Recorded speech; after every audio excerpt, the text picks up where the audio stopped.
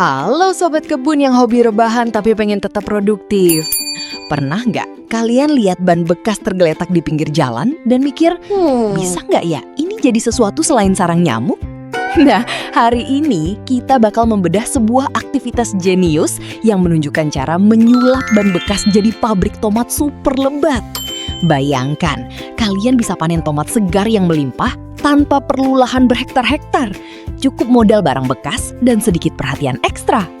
Penasaran gimana rahasia ilmu hitam pertanian urban ini bekerja? Simak terus sampai akhir, karena ada trik penggunaan air cucian beras yang bakal bikin tanaman kalian auto subur. Tahap persiapan, jangan asal tanam. Poin penting pertama, tanah adalah kunci. Aktivitas ini tidak menggunakan tanah sembarangan, melainkan nutrient soil atau tanah bernutrisi hasil racikan sendiri agar tanaman tumbuh maksimal. Buat kalian yang tidak suka ribet, memang bisa langsung sebar benih.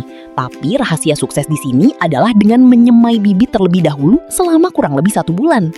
Ini krusial untuk meningkatkan tingkat kelangsungan hidup si calon tomat sebelum dipindahkan ke singgasana ban bekasnya. Saat memindahkan, jangan lupa ditekan pelan tanahnya supaya akarnya terasa didekap dengan hangat, bukan dijepit ya. Nah, kalau kalian tipe yang mana nih? Tipe yang sabar menanti sebulan demi bibit unggul? Atau tipe tebar aja dulu, tumbuh syukur, nggak tumbuh ya takdir? Jujur di kolom komentar ya. Hayo, pernah lihat tanaman pakai selimut? Setelah bibit dipindah, mereka ditutupi dengan rumput kering atau jerami. Tujuannya bukan biar tanamannya tidur siang, tapi untuk menjaga kelembapan dan suhu tanah, agar bibit muda tetap terlindungi di fase awal. Memasuki ke hari ke-35, coba lihat deh, bibit tomat kita yang tadinya kecil, mungil, menggemaskan, sekarang sudah tumbuh jadi remaja yang sangat kuat dan kekar. Batangnya sudah tebal, daunnya hijau royo-royo, pokoknya lagi ganteng-gantengnya. Tapi ingat, semakin tinggi tanaman, semakin besar juga cobaannya. Sama kayak hidup, ya kan? Di fase ini, kalian wajib memasang tiang penyangga atau ajir. Kenapa? Karena nanti kalau buahnya sudah mulai bergelantungan berat, batang tomat ini bisa letoy atau bahkan patah kalau nggak ada sandarannya. Jadi kita kasih mereka tulang punggung tambahan supaya tetap tegak berdiri menantang masa depan. Nah, ini dia bagian yang paling ditunggu-tunggu. Menu makan siang spesial. Biar pertumbuhannya makin gaspol, kita bakal bikin racikan pupuk tingkat dewa. Bahan-bahannya adalah campuran kotoran sapi kering, tanah, dan remukan cangkang telur yang diaduk rata. Poin edukasi penting, tolong banget jangan pernah kasih kotoran sapi murni 100% langsung ke tanaman. Kenapa? Karena kotoran sapi itu sifatnya panas. Kalau langsung dikasih banyak, bukannya subur, tanaman kalian malah bisa terbakar atau layu, burn seedlings, karena kelebihan nutrisi yang terlalu keras. Solusinya, wajib dicampur tanah biar dosisnya pas dan lebih lembut di akar. Fakta sains santai, kenapa pakai cangkang telur? Karena di dalamnya terkandung kalsium karbonat yang melimpah. Ini fungsinya kayak kita minum susu kalsium, biar struktur tanaman tomatnya kokoh dan gak gampang kena penyakit busuk ujung buah. Setelah makanan berat tadi ditaburkan secara merata, jangan lupa kasih minum yang segar. Kalian bisa pakai air bersih biasa atau ini rahasia pro-nya, pakai air cucian beras. Air cucian beras ini ibarat suplemen tambahan yang bikin tanah makin kaya nutrisi mikro. Setelah itu tinggal kita serahkan pada alam dan biarkan waktu yang bekerja. Perawatan dan sabar adalah kunci. Di hari ke-55, buah hijau mulai bermunculan. Di fase ini, teknik penyiraman sangat menentukan. Gunakan metode kering basah bergantian dan pastikan air benar-benar meresap tembus ke bawah. Tapi ingat, jangan sampai air menggenang karena bisa bikin akar busuk. Senjata rahasia lainnya adalah air cucian beras.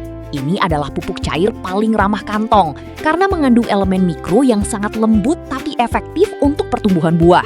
Jadi tiap kali masak nasi, kalian sebenarnya sedang bikin minuman energi buat tomat kalian.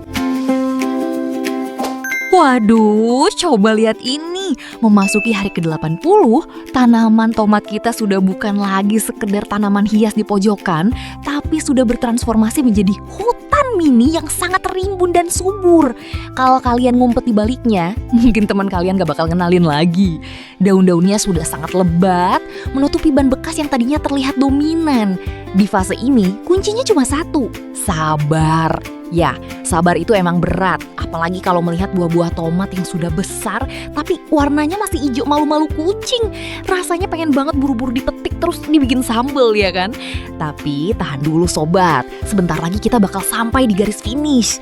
Nah, ada tips pro buat kalian yang pengen hasil akhirnya lebih ngeri lagi.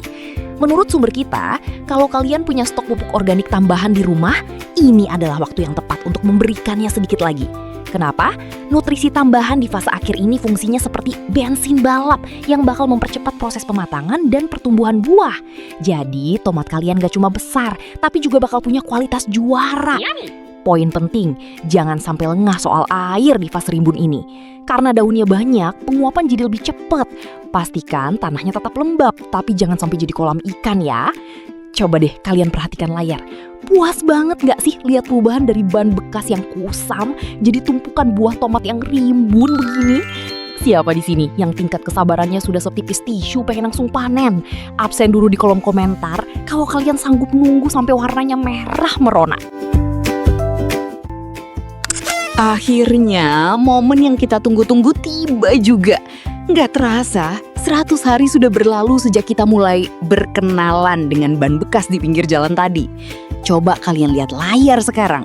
Tomat-tomat ini sudah tumbuh dengan sangat lebat dan merah merona. Rasanya kepuasan melihat hasil panen ini jauh lebih nikmat daripada dapat notifikasi diskon belanjaan. Melalui video ini, kita bisa melihat dengan mata kepala sendiri kalau hasil panennya luar biasa tinggi. Bayangkan, dari modal barang bekas dan perawatan yang konsisten, kita bisa punya stok tomat yang melimpah ruah. Ini adalah definisi nyata dari hasil tidak akan mengkhianati proses. Poin edukasi buat kalian yang mau nyusul sukses. Kalau kalian sudah gatal ingin mulai praktek, catat ini ya. Waktu terbaik, jangan asal tanam. Sumber kita menyarankan menanam di musim semi, Maret-Mei, atau musim gugur, Agustus-September. Media tanam. Tomat itu pemakan yang rakus, jadi mereka sangat suka tanah yang subur dan punya drainase yang baik. Sangat disarankan pakai tanah bernutrisi racikan sendiri, seperti yang kita bahas di awal tadi. Opsi wadah. Kalau kalian masih agak ragu atau khawatir soal keamanan menggunakan ban, tenang saja, kalian bisa banget menggantinya dengan pot ukuran besar. Hasilnya tetap sama-sama juara dan produktif. Kesimpulan yang menginspirasi. Menanam sendiri di rumah itu bukan cuma soal menghemat uang belanja.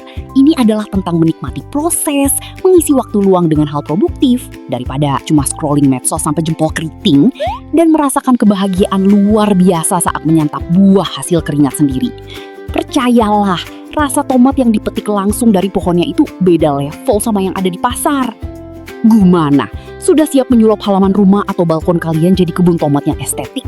Kalau kalian berhasil panen nanti, kira-kira masakan apa yang pertama kali bakal kalian buat? Sambal maut, jus tomat segar, atau langsung dimakan kayak apel? Tulis menu impian kalian di kolom komentar ya. Jangan lupa like kalau video ini bikin kalian semangat berkebun. Dan share ke teman kalian yang hobi pelihara tanaman tapi sering mati. Sampai jumpa di tutorial cerdas berikutnya.